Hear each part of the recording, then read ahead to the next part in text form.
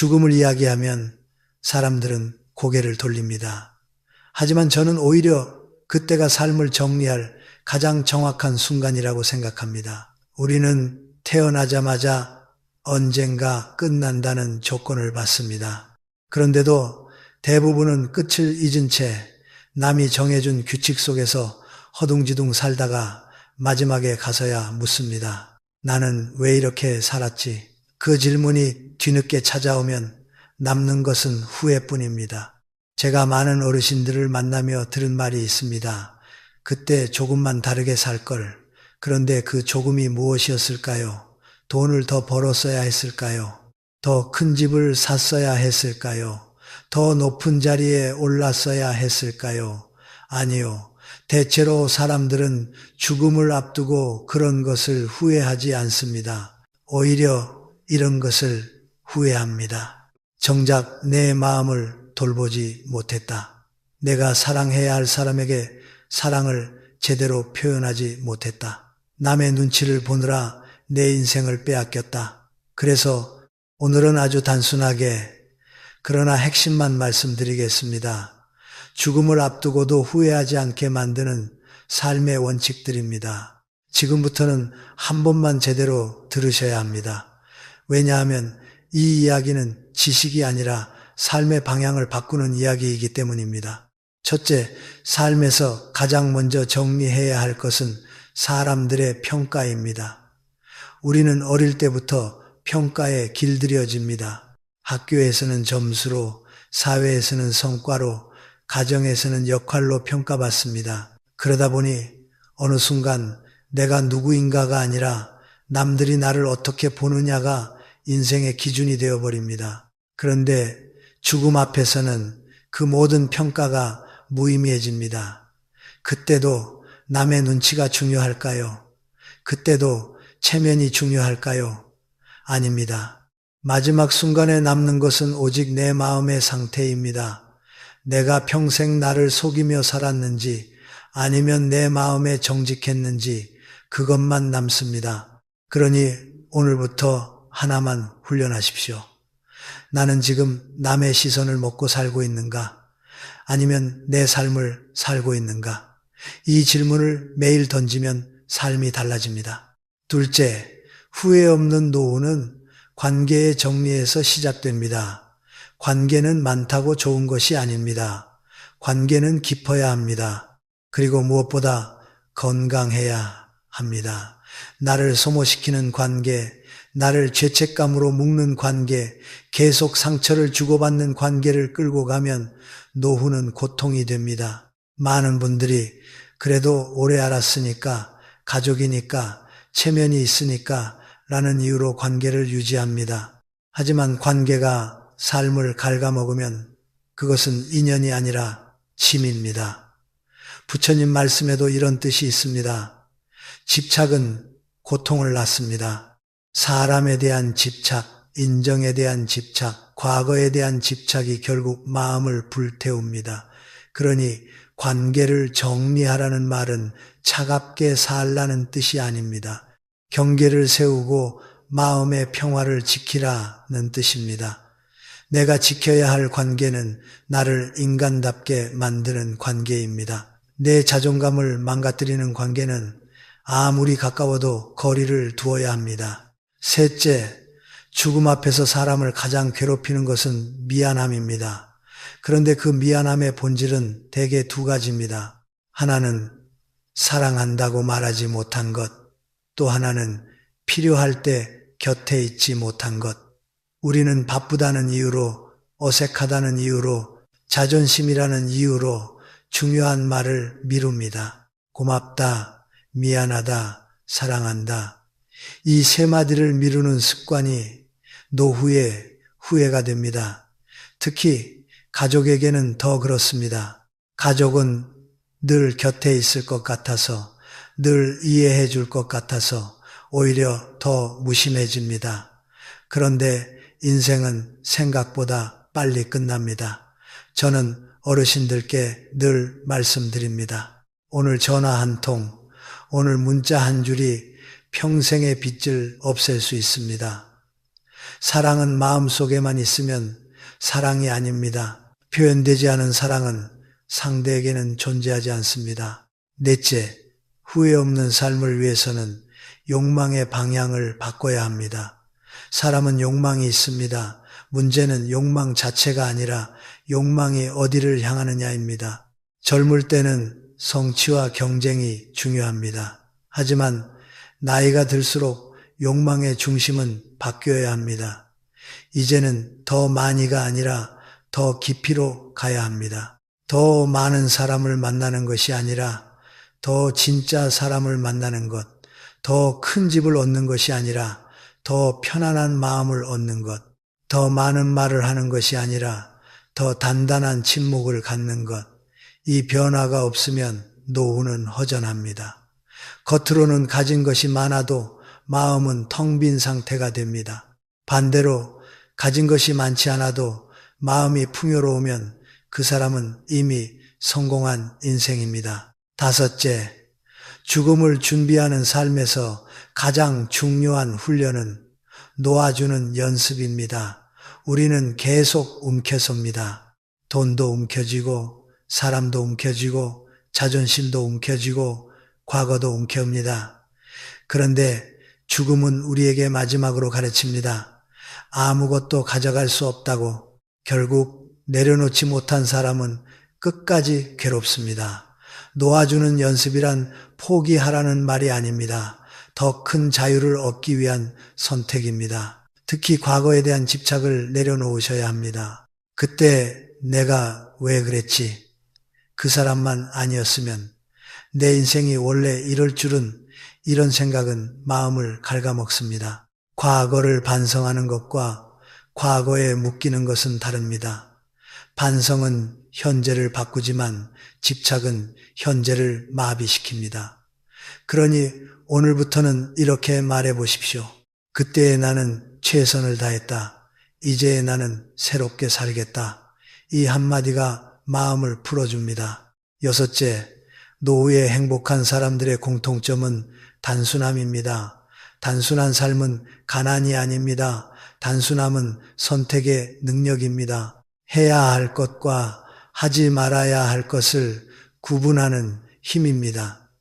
나이가 들수록 삶은 복잡해지지 않아야 합니다. 물건도, 약속도, 인간관계도, 생각도 줄여야 합니다. 줄일수록 마음이 편해집니다. 그리고 그 빈자리에 무엇을 넣어야 하느냐? 감사와 의미를 넣어야 합니다. 작은 햇빛, 따뜻한 밥, 건강한 숨, 누군가의 안부, 이런 것이 삶의 질을 결정합니다. 결국 행복은 큰 사건이 아니라 작은 평온의 반복입니다. 마지막으로 저는 이 말씀을 꼭 드리고 싶습니다. 죽음을 생각하는 사람은 오히려 삶을 더 뜨겁게 삽니다. 왜냐하면 유한함을 알기 때문입니다. 오늘이 마지막일 수도 있다는 감각이 있으면 쓸데없는 일에 에너지를 쓰지 않습니다. 불필요한 다툼을 줄이고 진짜 중요한 사람에게 시간을 씁니다. 그리고 자기 자신에게 정직해집니다.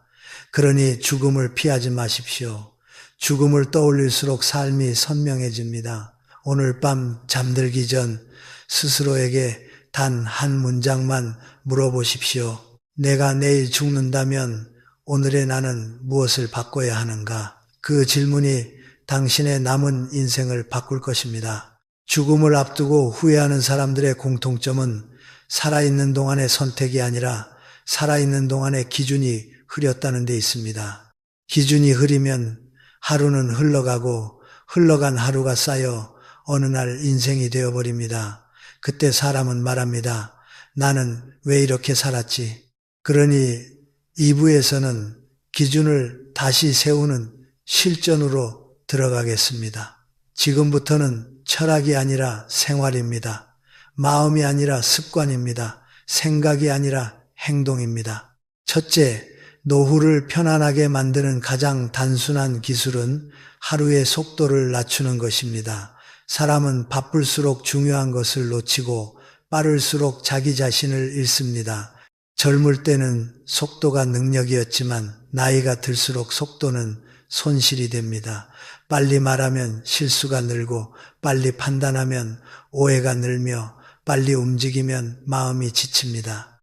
노후에는 속도를 늦추는 것이 곧 품격입니다. 하루에 천천히 하는 시간을 의도적으로 넣으십시오. 식사도 천천히, 걸음도 천천히, 대화도 천천히. 속도가 느려지면 감정의 파도도 낮아집니다. 감정의 파도가 낮아지면 후회가 줄어듭니다. 후회는 대개 급한 마음이 만든 결과입니다. 둘째, 오늘 해야 할 말과 죽기 전에 해야 할 말은 결국 같습니다. 그것은 감사와 사과입니다. 그런데 많은 사람이 감사와 사과를 상대가 받을 자격이 있을 때만 하려 합니다. 그 순간 삶은 거래가 됩니다. 노후의 인간관계가 피곤한 이유는 관계를 사랑이 아니라 손익으로 계산해 왔기 때문입니다. 감사는 상대의 성적표를 보고 주는 상이 아닙니다. 사과는 상대가 완벽해서 하는 굴복이 아닙니다. 감사는 내가 살아있다는 증거이고 사과는 내가 인간이라는 증거입니다. 지금 당장 실천하십시오. 오늘 하루에만 3번 짧게라도 말하십시오. 고맙습니다. 미안합니다. 당신 덕분입니다. 이 말은 상대를 살리기 전에 먼저 내 마음을 살립니다. 셋째, 노후의 후회가 폭발하는 지점은 관계의 빚입니다. 젊을 때는 일의 빚이 두렵지만 늙어서는 마음의 빚이 두렵습니다. 갚지 못한 마음, 풀지 못한 오해, 끊어버린 인연, 지나친 자존심. 시간이 지나면 해결될 줄 알았는데 시간이 지나면 굳어집니다. 그러니 관계를 정리할 때는 2가지 기준만 기억하십시오. 첫째, 이 관계는 나를 더 좋은 사람으로 만드나? 둘째, 이 관계는 나를 더 잔인하게 만드나? 좋은 관계는 나를 부드럽게 만들고 나쁜 관계는 나를 공격적으로 만듭니다. 노후에는 나를 공격적으로 만드는 관계를 과감히 줄여야 합니다. 모든 사람을 품으려다 내 마음이 무너집니다. 넷째, 인연을 끊으라는 말은 냉정해 보이지만 사실은 자비입니다. 자비는 무조건 참는 것이 아니라 서로를 망치는 방식을 멈추는 것입니다. 자주 연락한다고 좋은 인연이 아닙니다. 오래 알았다고 의리가 아닙니다. 반복해서 상처 주는 관계는 오래된 습관일 뿐입니다. 노후에는 친절한 거리가 필요합니다. 가까이 하면 싸우고 멀리 하면 미워지는 관계라면 거리를 조정하십시오.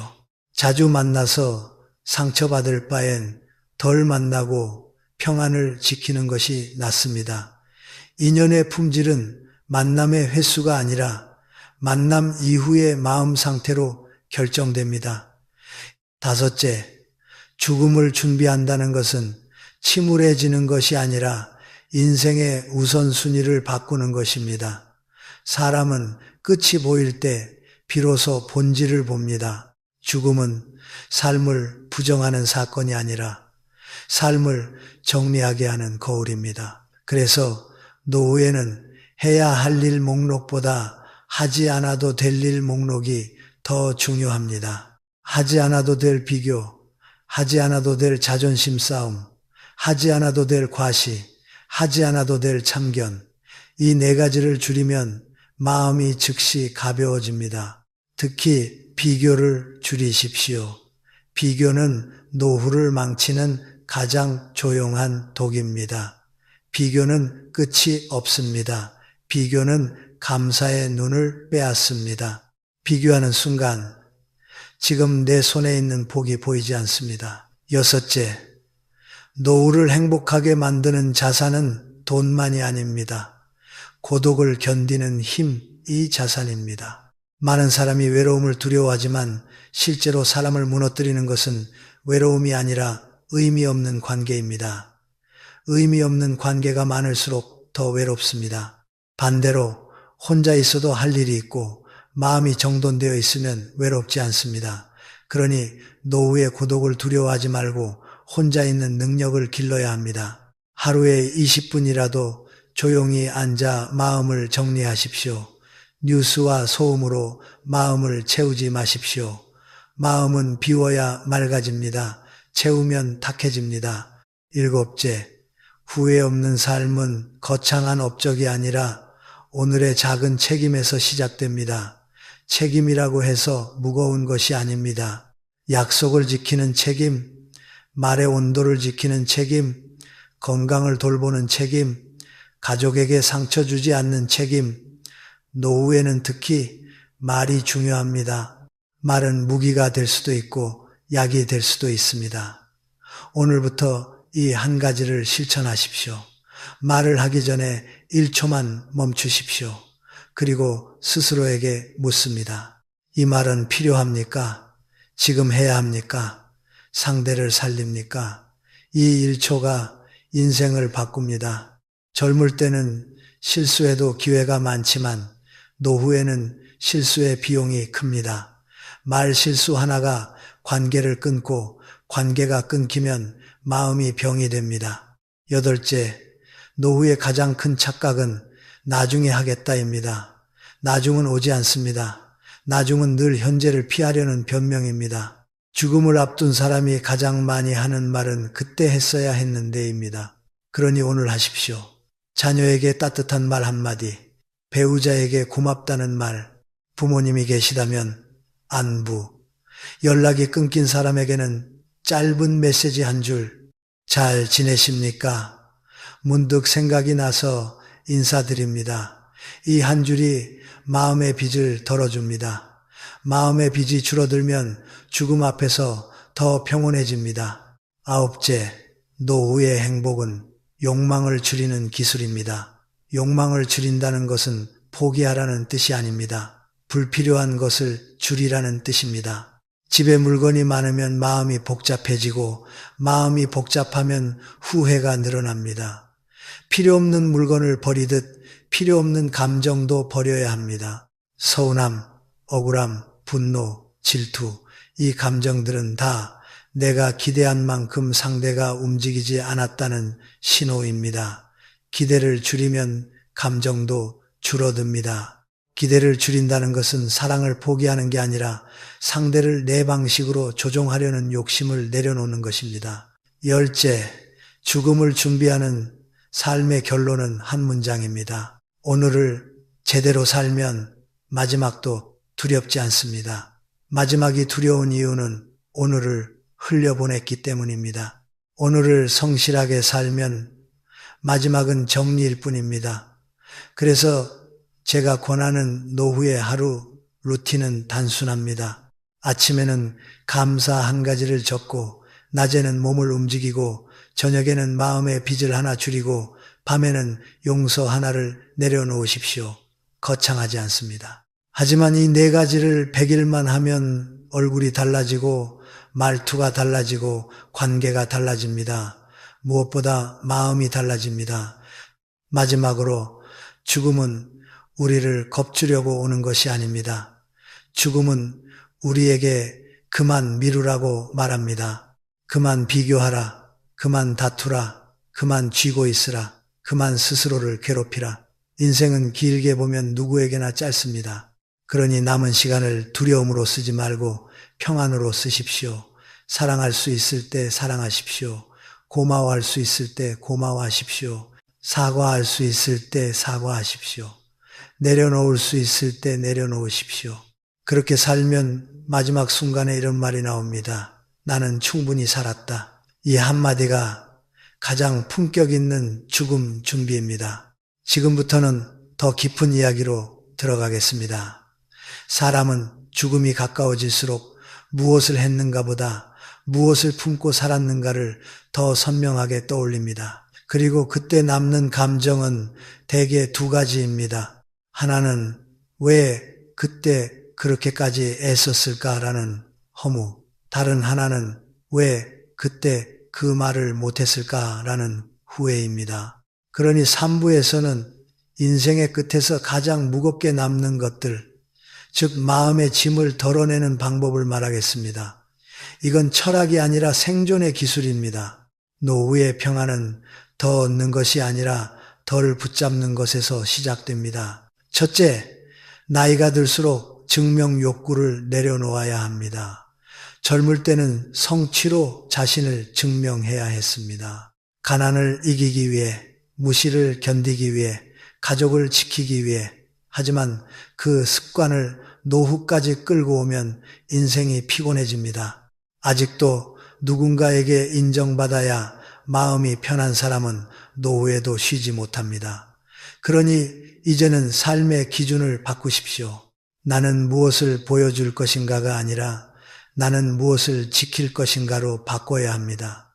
체면을 지키는 것이 아니라 마음을 지키는 것, 남의 평가를 지키는 것이 아니라 내 건강을 지키는 것, 남의 시선을 지키는 것이 아니라 내 평안을 지키는 것, 이 전환이 되면 노후의 불안이 절반으로 줄어듭니다. 둘째, 후회의 대부분은 말하지 못한 것에서 생깁니다. 사람들은 행동을 못해서 후회한다고 생각하지만 실제로는 마음을 표현하지 못해서 후회합니다. 사랑한다고 말하지 못한 것, 고맙다고 말하지 못한 것, 미안하다고 말하지 못한 것, 그리고 이제 그만하자고 말하지 못한 것, 특히 마지막이 치명적입니다. 관계에서 상처를 반복하는 사람들은 그만이라는 한마디를 못해서 평생을 소모합니다. 노후에는 정리의 용기가 필요합니다. 관계에서 상처를 반복하는 사람들은 그만이라는 한마디를 못해서 평생을 소모합니다. 화내는 용기가 아니라 정리하는 용기입니다. 좋은 말만 하는 사람이 착한 사람이 아닙니다. 필요한 말을 할 줄 아는 사람이 성숙한 사람입니다. 셋째, 노후의 적은 사람이 아니라 쓸데없는 감정의 반복입니다. 같은 서운함을 10년, 20년 반복하면 그것은 감정이 아니라 병이 됩니다. 서운함이 오래가면 원망이 되고, 원망이 오래가면 자존심이 되고, 자존심이 오래가면 고립이 됩니다. 결국 사람은 원망 때문에 혼자가 됩니다. 그러니 원망을 다루는 방식부터 바꿔야 합니다. 원망은 상대를 벌주는 감정처럼 보이지만 실제로는 내 마음을 벌주는 감정입니다. 원망을 품으면 상대가 아픈 것이 아니라 내가 먼저 아픕니다. 잠이 깨고 몸이 굳고 말이 거칠어집니다. 그러니 원망이 올라올 때는 이렇게 물으십시오. 이 감정이 내 남은 시간을 가치 있게 만들까? 대부분의 경우 답은 아닙니다. 그럼 내려놓으십시오. 내려놓는다는 건 상대를 용서한다는 뜻만이 아닙니다. 내 시간을 살린다는 뜻입니다. 넷째, 사람은 죽음이 가까워질수록 돈보다 관계의 정리가 더 두려워집니다. 돈은 계산할 수 있지만 관계는 계산이 안 되기 때문입니다. 그래서 노후에는 관계 장부를 정리해야 합니다. 아주 단순하게 적으십시오. 나를 편하게 하는 사람 5명, 나를 지치게 하는 사람 5명, 그리고 그 다음 문장으로 결정하십시오. 편하게 하는 사람에게는 더 자주 마음을 표현하고 지치게 하는 사람에게는 거리를 두는 것입니다. 이것이 냉정해 보이지만 사실은 모두에게 이롭습니다. 내 마음이 무너지면 결국 주변도 힘들어집니다. 내가 참아야 가족이 편하다는 생각은 아름답게 들리지만 오랫동안 참으면 언젠가 폭발합니다. 그 폭발이 가족을 더 아프게 합니다. 그러니 평안은 참음이 아니라 조절입니다. 조절은 죄가 아닙니다. 다섯째, 노후에는 사소한 일에 흔들리지 않는 기술이 필요합니다. 사람은 나이가 들수록 감정이 약해지는 게 아니라 감정을 회복하는 속도가 느려집니다. 젊을 때는 하루 지나면 잊히던 일이 노후에는 일주일을 붙잡고 있습니다. 그래서 작은 말 한마디가 깊게 박힙니다. 이때 필요한 것은 강함이 아니라 정리 능력입니다. 어떤 말을 들었을 때 그 말이 내 마음에 박히려 하면 이렇게 하십시오. 첫 번째, 그 말을 사실과 해석으로 나누십시오. 사실은 그 사람이 그런 말을 했다 뿐입니다. 나머지는 해석입니다. 나를 무시했다. 나를 싫어한다는 해석일 수 있습니다. 두 번째, 그 해석을 증거로 확인하십시오. 증거가 없으면 내려놓으십시오. 세 번째, 내 기준으로 돌아오십시오. 나는 어떤 사람으로 살 것인가? 이 세 단계만 반복해도 감정의 낭비가 크게 줄어듭니다. 여섯째, 죽음을 준비하는 삶에서 가장 중요한 것은 오늘의 의식입니다. 의식은 거창한 종교 행사가 아니라 매일의 마음 정돈입니다. 저는 노후에 반드시 필요한 의식을 4가지로 정리합니다. 첫째, 아침에 눈 뜨면 오늘도 숨쉬게 해주셔서 감사합니다. 한 문장을 말하십시오. 둘째, 식사할 때 이 한 끼가 내 몸을 살린다라고 생각하며 천천히 드십시오. 셋째, 하루에 한 번은 누군가에게 먼저 따뜻한 말을 건네십시오. 넷째, 잠들기 전에 오늘 내가 내려놓을 것 하나를 정하고 마음속으로 놓으십시오. 이 4가지가 쌓이면 삶의 질이 달라집니다. 삶이 달라지면 죽음에 대한 공포도 달라집니다. 죽음은 삶의 그림자입니다. 삶이 어지러우면 그림자도 무섭습니다. 삶이 정돈되면 그림자는 조용합니다. 7째, 노후의 후회를 줄이는 가장 현실적인 방법은 부채를 줄이는 것입니다. 여기서 부채는 돈만이 아닙니다. 마음의 부채, 시간의 부채, 건강의 부채가 있습니다. 마음의 부채는 미루던 사과와 감사입니다. 시간의 부채는 해야 할 일을 미루며 쌓아둔 것들입니다. 건강의 부채는 괜찮겠지 하며 방치한 몸의 신호입니다. 이 부채는 나중에 한꺼번에 찾아옵니다. 그러니 오늘부터는 부채를 조금씩 갚으십시오. 아주 작은 단위로 전화 한 통, 메시지 한 줄, 20분 산책, 물 한 컵, 10분 스트레칭.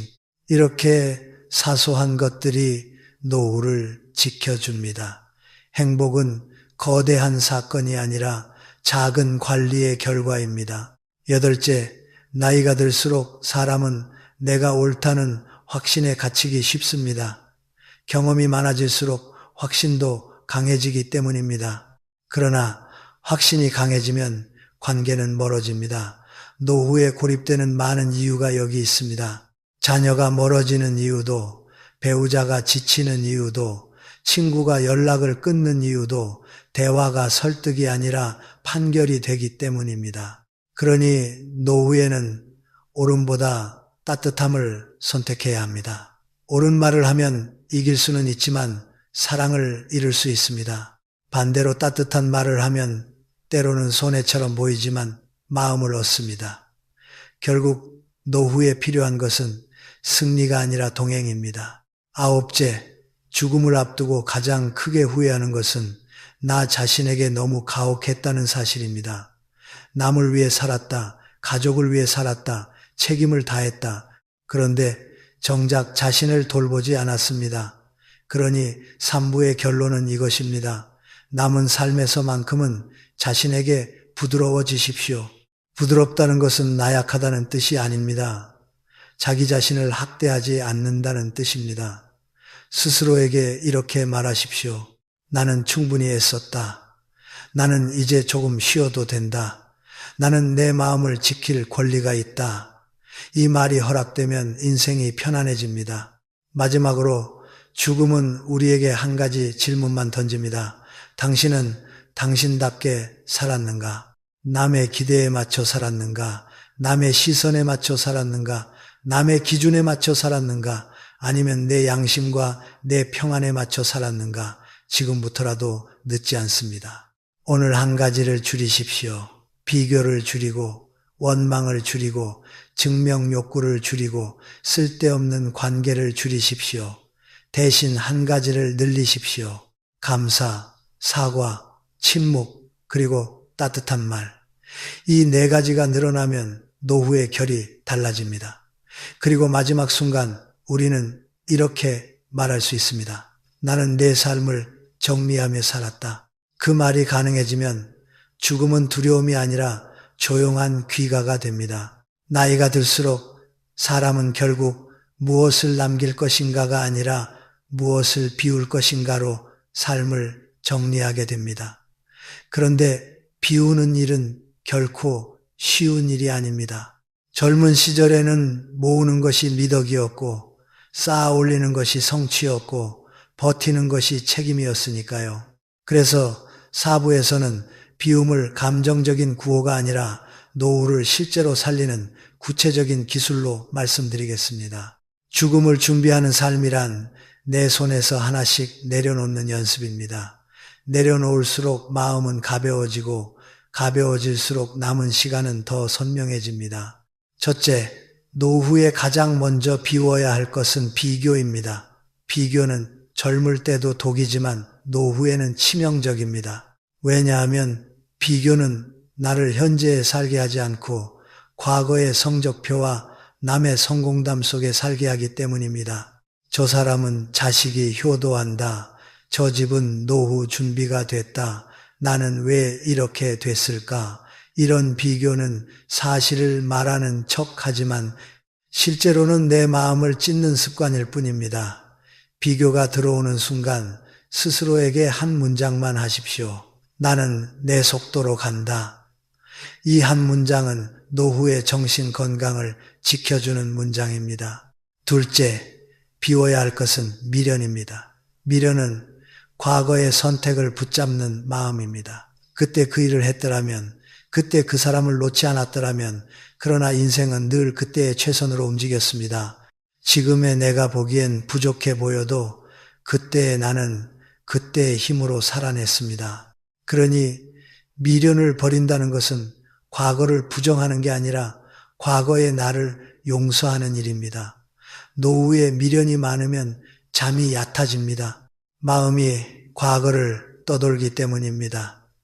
잠이 무너지면 몸이 무너지고 몸이 무너지면 생각도 어두워집니다. 그러니 미련을 비우는 것은 감정 정리가 아니라 건강 관리입니다. 셋째, 비워야 할 것은 완벽주의입니다. 노후에 완벽주의를 붙잡고 있으면 삶이 끝없이 불만족스럽습니다. 집도, 자식도, 관계도, 건강도 늘 아직 부족하다는 평가를 받습니다.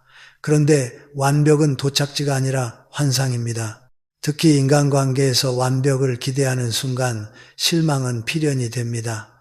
노후에는 삶의 기준을 이렇게 바꾸십시오. 완벽이 아니라 충분입니다. 오늘 내가 숨 쉬고 먹고 잠들 수 있다면 충분합니다. 한 사람과 따뜻한 말을 나눌 수 있다면 충분합니다. 이 기준이 서면 행복은 갑자기 가까워집니다. 넷째, 비워야 할 것은 남의 감정까지 책임지는 습관입니다. 이것 때문에 노후가 가장 지칩니다.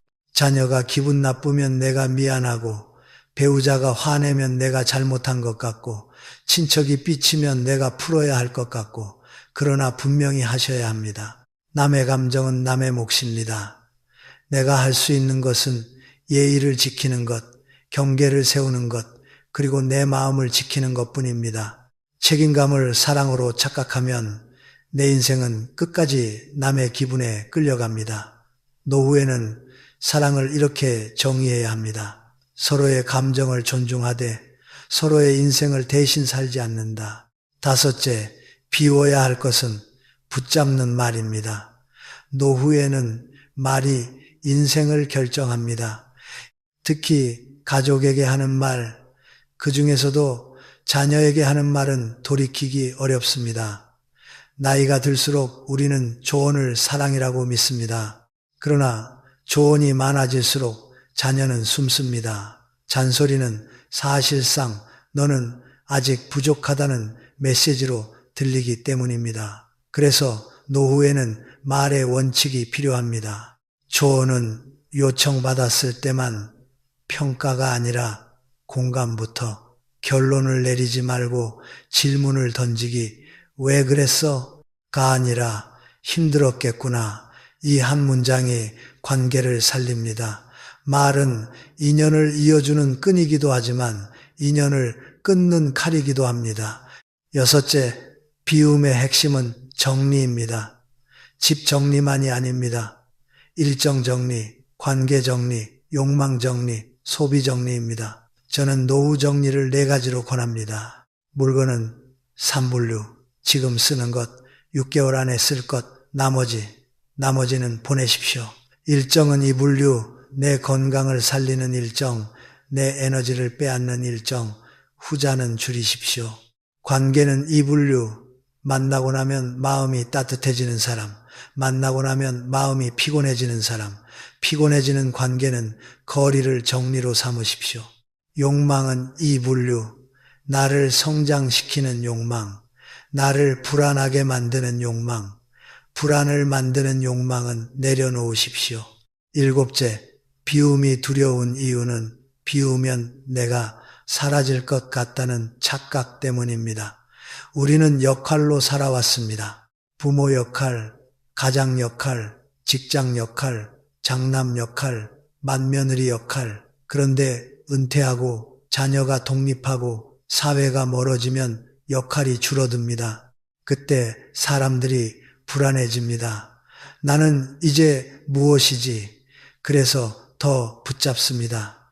더 간섭하고 더 소유하려 하고 더 인정받으려 합니다. 그러나 진짜 해답은 반대에 있습니다.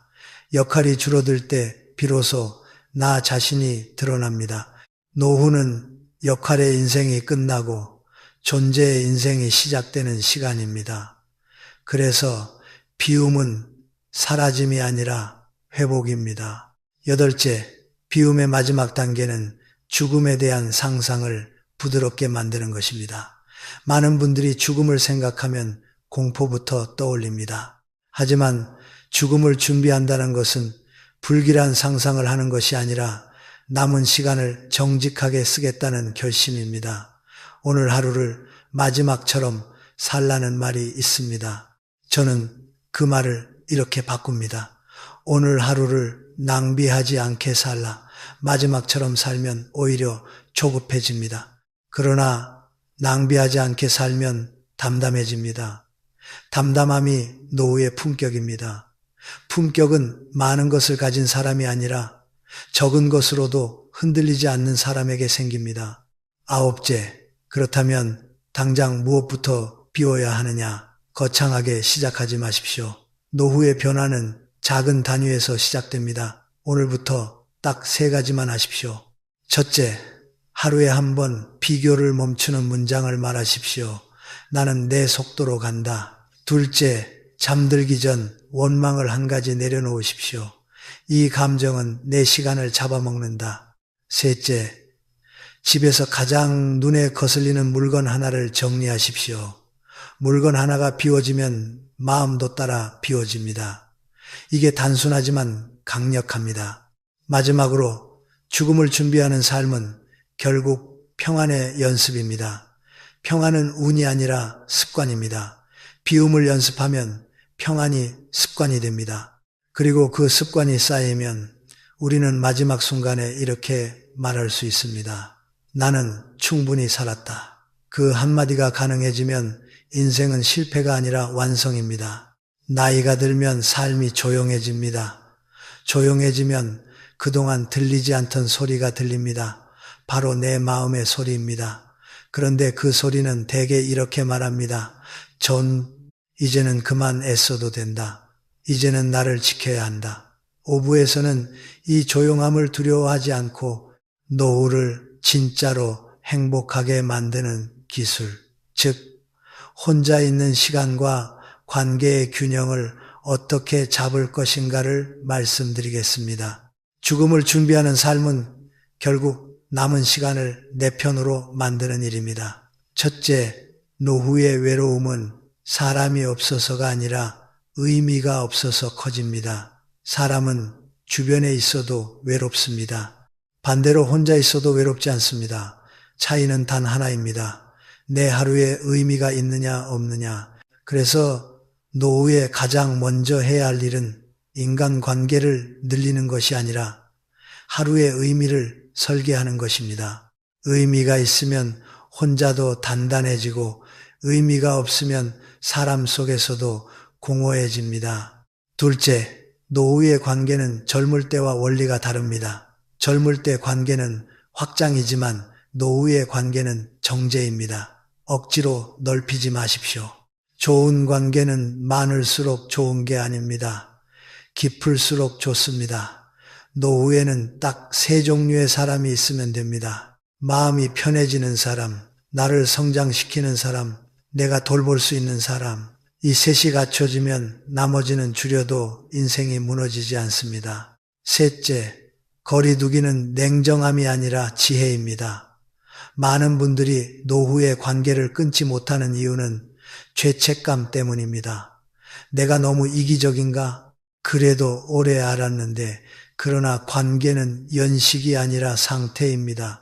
오래됐다고 좋은 관계가 되지 않습니다. 오히려 오래됐기 때문에 상처가 깊고 습관적으로 무례해지기도 합니다. 그래서 노후에는 이 기준을 세우셔야 합니다. 만나고 나면 내 마음이 나아지는가, 나빠지는가, 나빠진다면 거리를 두는 것이 옳습니다. 그것은 상대를 벌 주는 것이 아니라 내 남은 시간을 보호하는 일입니다. 넷째, 자녀와의 관계에서도 정제가 필요합니다. 노후에 흔히 생기는 함정이 있습니다. 자녀를 통해 내 가치를 확인하려는 마음입니다. 자식이 잘 돼야 내가 잘 산 것 같다. 자식이 나를 챙겨야 내 인생이 헛되지 않다.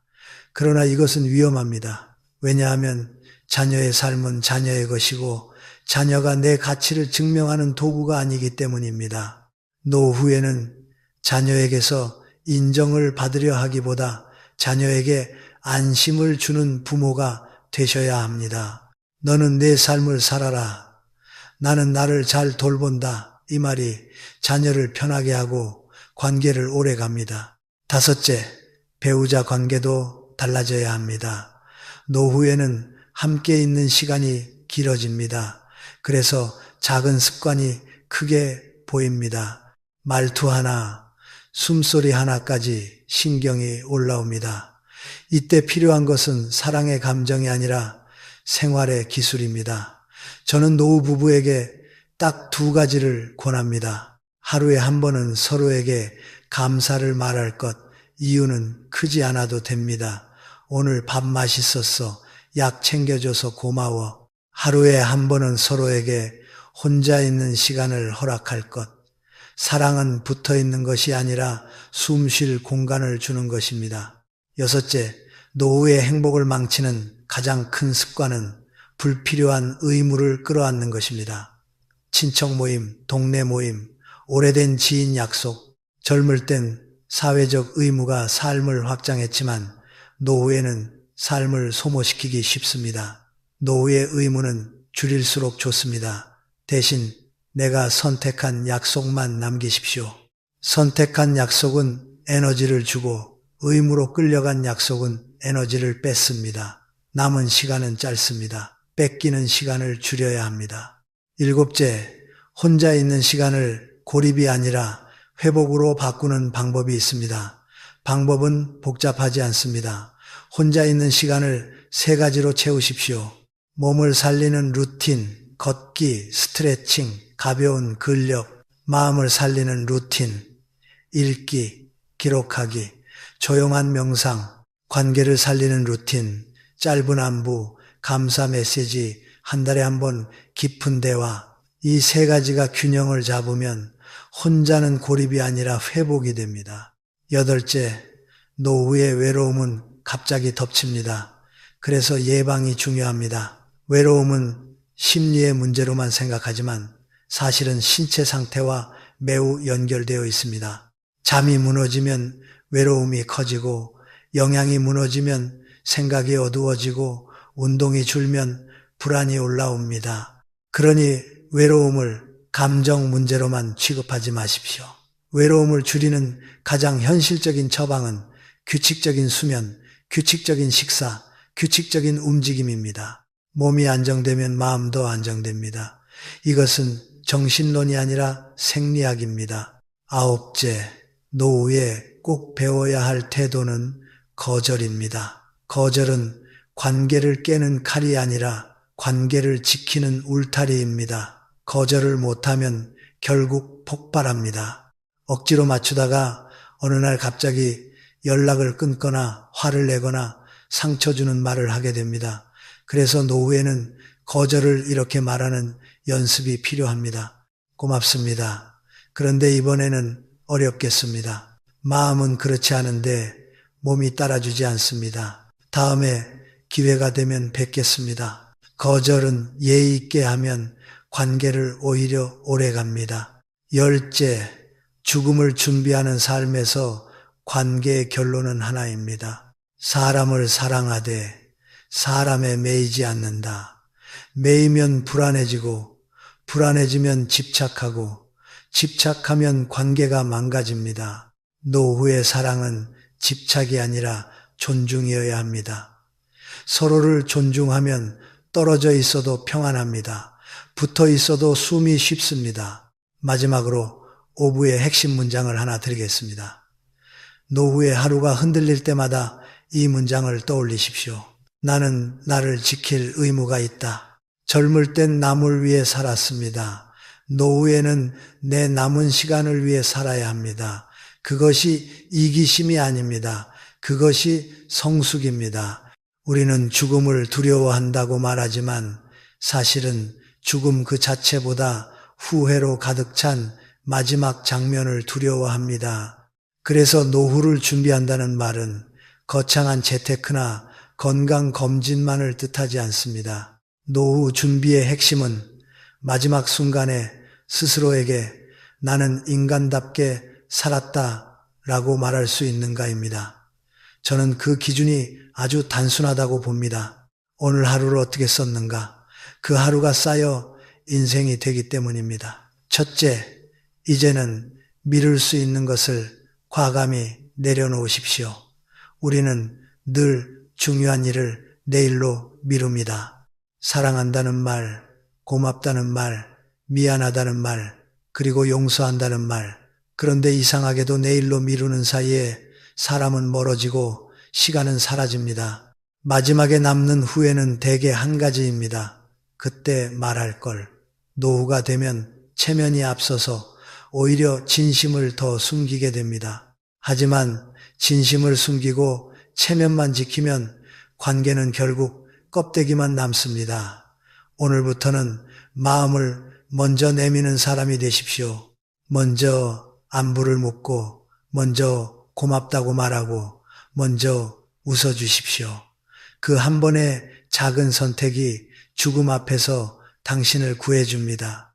둘째, 관계의 품질을 다시 정리하십시오. 사람을 많이 아는 것이 복이 아닙니다. 노후에 필요한 것은 연락처의 개수가 아니라 마음이 편해지는 몇 사람입니다. 당신을 소모시키는 관계, 만나고 나면 피곤해지는 관계, 늘 비교와 평가로 당신을 줄 세우는 관계는 과감히 거리를 두어야 합니다. 이것은 냉정함이 아니라 남은 삶을 지키는 지혜입니다. 그리고 반대로 오래된 인연이라도 당신의 마음을 덮여주는 사람이 있다면 그 사람에게 시간을 쓰십시오. 노후의 인간관계는 의무가 아니라 선택입니다. 선택권을 되찾는 순간 삶의 주도권이 돌아옵니다. 셋째, 돈에 대한 태도를 새로 세우십시오. 돈은 필요합니다. 그러나 돈이 전부가 되는 순간 우리는 가장 값진 것을 잃습니다. 노후에 돈 때문에 불안해하는 사람들의 공통점은 금액이 아니라 통제감의 부족입니다. 지출을 모른 채 쓰고 어디에 새는지 모르고 작은 변화에도 휘둘립니다. 그러니 거창한 계획부터 세우지 말고 오늘부터 통제감을 회복하십시오. 한 달 고정 지출을 적고 불필요한 구독을 정리하고 충동 구매의 순간을 한 번만 멈추십시오. 돈을 많이 버는 것이 아니라 돈에 끌려가지 않는 삶이 노후의 평온을 만듭니다. 필요와 욕망을 구분하는 힘이 곧 노후의 재산입니다. 넷째, 건강을 관리가 아니라 존중으로 바꾸십시오. 늙는다는 것은 기능이 떨어지는 것이 아니라 몸이 보내는 신호가 더 분명해지는 것입니다. 몸은 당신에게 끊임없이 말합니다. 이제는 쉬어라. 이제는 천천히 걸어라. 이제는 덜 먹어라. 그런데 많은 사람은 젊을 때처럼 억지로 몰아붙입니다. 그러다 어느 날 병이 오면 그제야 후회합니다. 건강은 미래의 목표가 아니라 오늘의 태도입니다. 매일 20분이라도 걷고 물을 제대로 마시고 잠을 존중하고 몸이 불편한 날에는 스스로를 다그치지 마십시오. 노후의 품격은 비싼 보약에서 나오지 않습니다. 몸을 함부로 쓰지 않는 생활에서 나옵니다. 다섯째, 마음의 짐을 줄이는 훈련을 하십시오. 노후의 고통은 대개 사건이 아니라 생각에서 시작합니다. 과거에 대한 후회, 자식에 대한 걱정, 남의 시선, 비교, 억울함, 이런 것들이 밤에 당신을 깨웁니다.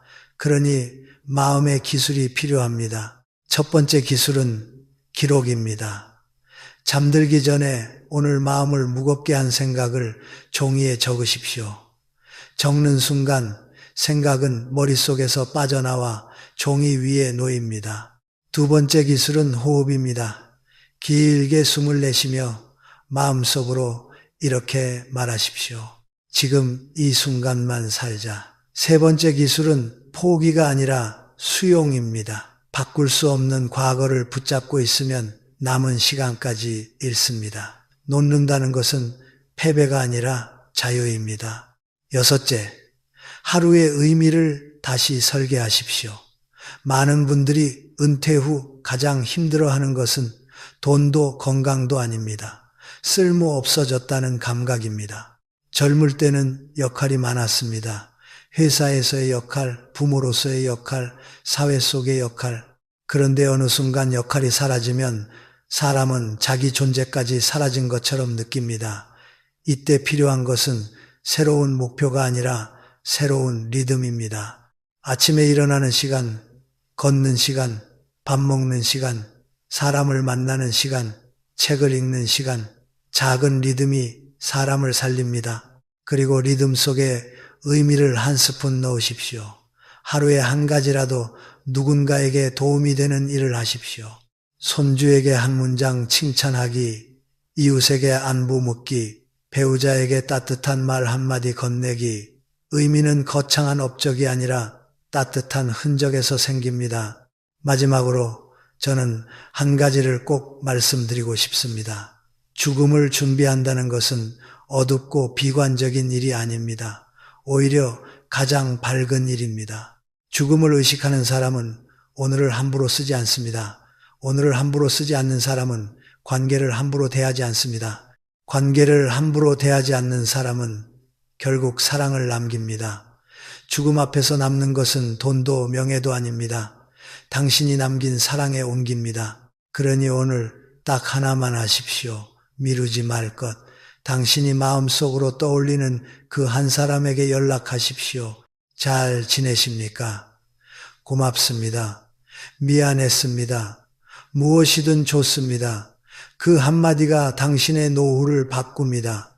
그리고 언젠가 마지막 순간에 당신은 조용히 웃으며 말할 수 있을 것입니다. 나는 후회할 만큼 사랑을 미루지 않았다. 사람이 노후에 가장 크게 무너지는 지점은 나이가 아닙니다. 마음이 꺾이는 순간입니다. 저는 그 순간이 대개 사람 때문에 온다고 봅니다. 기대했던 사람에게서 상처를 받고 믿었던 사람에게서 배신을 느끼고 가장 가까운 가족에게서도 서운함이 쌓일 때 우리는 늙었다고 느낍니다. 그래서 노후를 준비한다는 것은 단순히 오래 사는 준비가 아니라 마음이 꺾이지 않게 사는 준비입니다. 일곱째, 기대를 줄이고 기준을 세우십시오. 여기서 중요한 것은 냉정함이 아니라 정확함입니다. 노후에 불행한 사람들의 공통점은 기대가 크다는 것이 아닙니다. 기대의 방향이 잘못되어 있다는 것입니다. 자식이 내 마음을 알아주길 기대하고 형제 자매가 내 희생을 알아주길 기대하고 배우자가 내가 바라는 방식으로 변해주길 기대합니다. 그런데 사람은 원래 쉽게 변하지 않습니다. 기대는 사랑처럼 보이지만 때로는 상대를 조종하려는 마음이 되기도 합니다. 그러니 기대를 줄이십시오. 대신 기준을 세우십시오. 나는 어떤 관계를 원한다. 나는 어떤 대우를 받아야 한다. 나는 어떤 선을 넘지 않겠다. 기준이 있는 사람은 흔들리지 않습니다. 노후의 평정은 기대가 아니라 기준에서 나옵니다. 그리고 기준을 세웠다면 말로만 하지 말고 행동으로 보여야 합니다. 예컨대 늘 듣는 사람에게 괜찮다며 웃고 넘어가면 그 사람은 계속 늦습니다. 나를 함부로 대하는 사람에게 참아야지 하고 넘기면 그 사람은 계속 함부로 합니다. 노후의 관계는 젊을 때처럼 다시 만들기가 어렵기 때문에 오히려 더 분명해야 합니다. 이런 방식은 힘듭니다. 이 선은 넘지 말아주세요. 이렇게 조용히 말할 줄 알아야 합니다. 이것은 싸우자는 말이 아닙니다. 관계를 살리자는 말입니다. 경계가 없는 관계는 결국 누군가를 망가뜨립니다. 대개는 착한 사람이 망가집니다. 여기서 한 가지 오해를 풀어야 합니다. 많은 분들이 경계를 세우면 외로워진다고 생각합니다. 반대로입니다. 경계를 세우지 못하면 사람 속에서 더 외로워집니다. 만나고도 지치고 웃고도 상처받고 돌아와서는 허무해집니다. 그게 진짜 외로움입니다. 경계를 세우면 관계의 수는 줄 수 있어도 관계의 질은 좋아집니다. 노후에는 많은 사람이 아니라 편한 사람이 필요합니다. 또 한 가지, 기준은 상대에게만 적용하는 것이 아니라 나에게도 적용해야 합니다. 내가 말은 점잖게 하지만 속으로는 상대를 평가하고 있지 않은가? 내가 베풀면서도 언젠가 돌려받아야 한다는 계산을 하고 있지 않은가? 노후에는 이 마음이 그대로 얼굴에 드러납니다. 그래서 스스로에게도 기준을 세워야 합니다. 나는 요구하기 전에 먼저 표현하겠다. 나는 상대를 바꾸려 하기보다 내 태도를 먼저 바꾸겠다. 이렇게 말입니다. 기대가 줄면 놀랍게도 마음이 가벼워집니다. 마음이 가벼워지면 작은 것에 감사할 수 있습니다.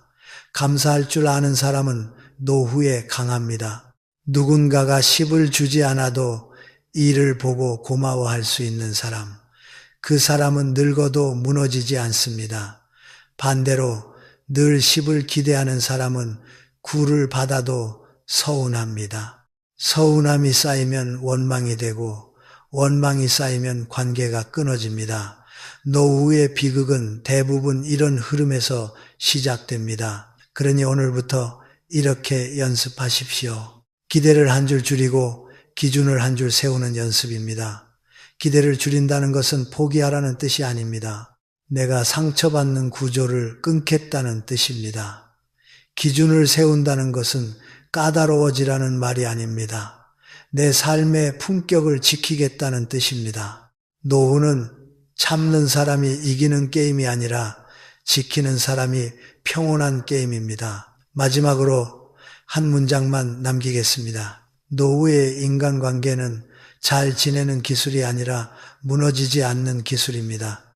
노후의 삶에서 가장 무서운 것은 가난도 병도 아닙니다. 나는 이제 필요 없는 사람인가 라는 생각이 마음속에 자리 잡는 순간입니다. 그때부터 사람은 스스로를 작게 만들고 말을 줄이고 약속을 피하고 결국 혼자가 됩니다. 그런데 우리는 여기서 한 번 더 생각해야 합니다. 혼자가 되는 것이 나쁜 게 아닙니다. 원치 않는데도 밀려나 혼자가 되는 것이 문제입니다. 그래서 8째는 이것입니다. 고립을 막는 작은 연결을 의도적으로 설계하십시오. 많은 분들이 노후의 인간관계를 친구로만 생각합니다. 그래서 친구와 멀어지면 이제 끝이구나 하고 느낍니다. 그러나 노후의 관계는 친구 중심이 아닙니다. 친구는 변수가 큽니다. 건강, 이동, 가족사, 경제 사정 때문에 한순간에 끊길 수 있습니다. 반면에 노후의 안정은 큰 관계가 아니라 작은 연결의 그물에서 생깁니다. 동네 인사, 단골 가게, 정기 모임, 짧은 안부, 가벼운 도움, 이런 것들이 쌓이면 어느 날 내 몸이 힘들어도 마음은 무너지지 않습니다. 여기서 핵심은 의도입니다. 사람은 자연스럽게는 고립됩니다. 나이가 들수록 귀찮아지고 말이 줄고 상처받기 싫어서 피합니다. 그래서 더더욱 자연스럽게 두면 안 됩니다. 고립을 막으려면 계획이 필요합니다. 거창한 계획이 아닙니다. 한 주에 딱 3개면 됩니다. 첫째, 주 1회 밖에서 사람 얼굴 보기입니다. 꼭 친한 사람일 필요 없습니다. 동네 카페에서 커피 한 잔을 마시며 사장님과 인사하는 것, 마트에서 계산대 직원과 짧게 웃는 것, 경비실에 수고 많으십니다 한마디 하는 것, 이런 사소한 만남이 왜 중요하냐면 사람은 내가 사회 안에 있다는 감각을 잃는 순간 급격히 늙기 때문입니다. 사회 안에 있다는 감각은 큰 성취가 아니라 작은 접촉에서 유지됩니다. 둘째, 주 1회 내가 도움이 되는 자리 만들기입니다. 노후의 우울은 대부분 받기만 하는 존재가 되었을 때 찾아옵니다. 자식에게도 배우자에게도 사회에게도 짐이 된다고 느끼면 마음이 꺾입니다. 그래서 꼭 필요합니다. 아주 작은 역할이라도 좋습니다. 아파트 분리수거 도우미, 동네 봉사, 성당절 교회에서의 자원활동, 독서 모임의 준비 역할. 핵심은 누군가가 나를 기다린다는 구조입니다. 기다림이 생기면 삶의 리듬이 생깁니다. 리듬이 생기면 마음이 버팁니다. 셋째, 주 1회 내 사람에게 안부 보내기입니다. 여기서 내 사람은 가족일 수도 있고 옛 동료일 수도 있고 오래된 지인일 수도 있습니다. 중요한 것은 길게 말하지 않는 것입니다. 노후에는 긴 대화가 오히려 부담이 됩니다. 짧게 하십시오. 오늘 날씨가 좋네요. 건강하세요. 요즘 문득 생각나 연락드렸습니다. 밥 잘 챙겨 드시고 계시죠? 이 정도면 충분합니다. 짧은 안부가 관계의 불씨를 살립니다. 노후의 관계는 불꽃이 아니라 불씨로 유지됩니다. 여기서 또 한 가지, 연결을 만들 때 많은 분들이 실수하는 것이 있습니다. 사람을 만나면 반드시 잘해야 한다는 강박입니다. 그래서 준비하고 애쓰고 무리합니다. 그러다 지치면 다시 끊습니다. 노후의 연결은 자리 아닙니다. 꾸준히입니다. 조금 서툴러도 됩니다. 말이 짧아도 됩니다. 중요한 건 끊지 않는 것입니다. 사람은 만남이 반복될 때 편안해집니다. 첫 만남의 어색함은 누구나 있습니다. 그러나 반복되면 관계는 부드러워집니다. 그리고 고립을 막는 연결에는 한 가지 원칙이 있습니다. 정서적 의존을 한 사람에게 몰아주지 마십시오. 배우자에게만, 자식에게만, 친구 한 명에게만 내 외로움을 다 걸면 그 관계가 무너질 때 내 삶이 같이 무너집니다. 그래서 아까 제가 그물이라고 했습니다. 연결은 여러 갈래여야 합니다. 한 갈래가 끊겨도 다른 갈래가 삶을 붙잡아 줍니다. 이것이 노후의 안전장치입니다. 또 어떤 분들은 이렇게 말합니다. 나는 원래 혼자 있는 게 편해요. 좋습니다. 혼자가 편한 분들도 많습니다. 그러나 여기서 제가 말하는 연결은 친밀한 관계만을 뜻하지 않습니다. 사회적 접점입니다. 사람은 혼자서도 행복할 수 있지만 완전히 고립되면 건강이 흔들립니다. 몸이 아프면 병원 한번 가는 것도 큰일이 됩니다. 사고가 나면 누구에게 연락할지 막막해집니다. 그러니 혼자가 편한 분일수록 오히려 작은 연결을 더 의도적으로 만들어야 합니다. 이것은 감정의 문제가 아니라 안전의 문제입니다. 여기서 실천 팁을 하나 더 드리겠습니다. 연결을 약속으로 만들지 말고 습관으로 만드십시오. 약속은 깨지면 죄책감이 생기고 죄책감은 관계를 더 피하게 합니다. 반면 습관은 못해도 다시 하면 됩니다. 예를 들어 매주 화요일 오후 3시에 동네 공원을 한 바퀴 걷는다. 이것은 약속이 아니라 습관입니다. 그런데 그 공원에서 늘 보는 사람이 생깁니다. 그 사람과 자연스럽게 인사가 오갑니다. 그렇게 관계가 생깁니다. 노후의 관계는 만들기보다 마주치기에서 더 잘 생깁니다. 정리하겠습니다. 노후의 고립을 막는 방법은 거창한 인간관계 기술이 아닙니다. 밖에서 얼굴 보기, 도움이 되는 자리 만들기, 짧은 안부 보내기, 이 세 가지를 일주일에 한 번씩만 하십시오. 노후의 삶은 결국 누구와 함께 있느냐가 아니라 내가 세상과 끊기지 않았느냐로 결정됩니다. 이제 마지막 한 문장만 남기겠습니다. 외로움은 감정이지만 고립은 구조입니다. 구조는 설계로 바꿀 수 있습니다.